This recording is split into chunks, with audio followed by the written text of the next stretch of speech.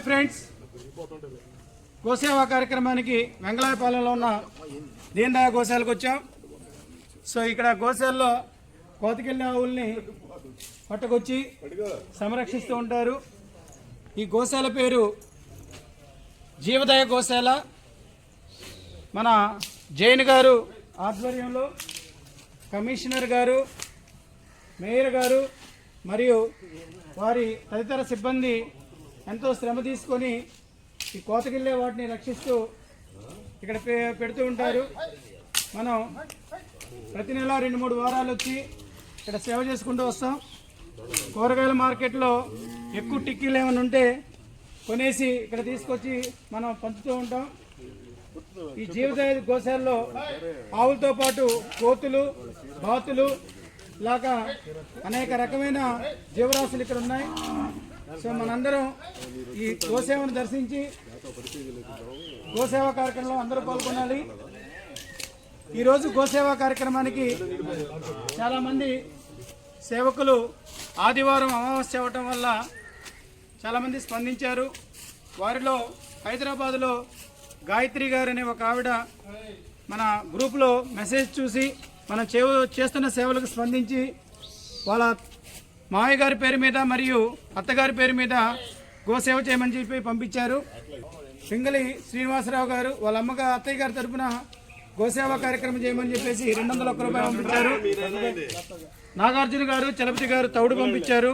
అలాగే మొగిలి సతీష్ గారు ప్రతి అమావాస్యకి వాళ్ళ అమ్మా నాన్న ఆయురారోగ్యాలతో అష్టైశ్వర్యాలతో ఉండాలని చెప్పేసి ప్రతి అమావాస్య రోజున మన కష్టపడిన గోసేవ చేస్తూ ఉంటారు.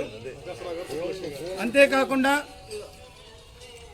వారి మొగిలి సతీష్ గారి తల్లిదండ్రుల పేరు ప్రకాష్ రావు గారు మరియు సుబ్బలక్ష్మి గారు. అంతేకాకుండా అనేకమైన మంది నెల నెల స్పందిస్తూ వస్తున్నారు. సతీష్ గారు, సాంశివరావు గారు, శరత్బాబు గారు, విట్ల గారు, పొట్టి కామేశ్వరరావు గారు, అయినవోలు శ్రీనివాసరావు గారు, రాగం సాంశివరావు గారు, ఇలాగా చాలామంది స్పందిస్తూ అమ్మా నాన్న చారిటబుల్ ట్రస్ట్ అభివృద్ధి చెందేటట్టుగా సేవ చేస్తూ వస్తున్నారు. ఈరోజు గోసేవా కార్యక్రమానికి నాతో పాటు మన రాజు గారు, అయినవోలు శ్రీనివాసరావు గారు, పొట్టి కామేశ్వరరావు గారు, శేషమ్మ గారు, సుందర గారు, బ్రహ్మం గారు తదితరులు వచ్చి పాల్గొన్నారు.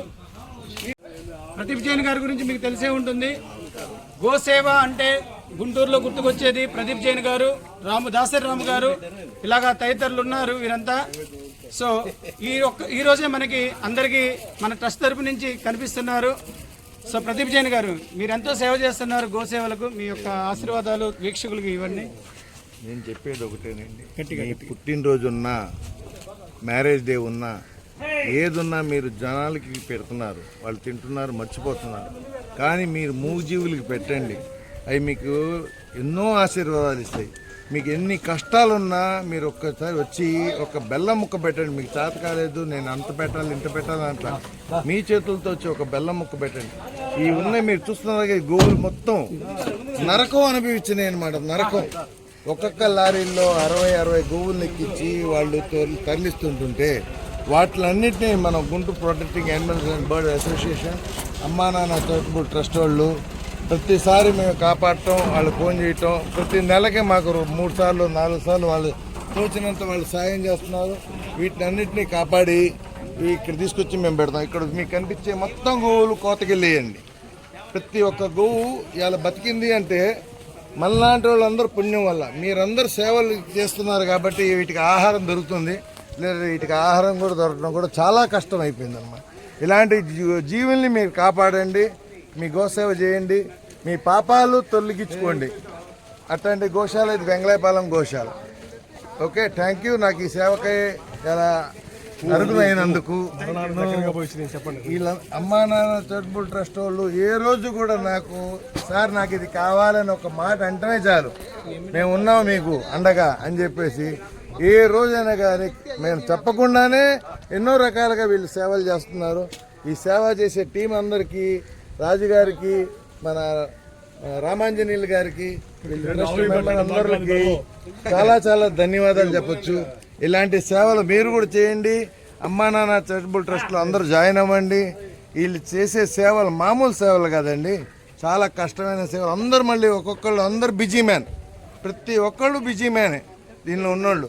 కానీ టైం తీసుకొని సేవ చేయడానికి వస్తున్నందుకు చాలా ధన్యవాదాలు. జై గోమాత, జై గోమాత, జై గోమాత, జై గోమాత, జై గోమాత, జై గోమాత, జై జవాన్, జై కిసాన్, జై జవాన్, జై కిసాన్, జై జవాన్, జై భారత మాతా की, జై భారత మాతా की, జై భారత మాతా की, జై హింద్, జై హింద్.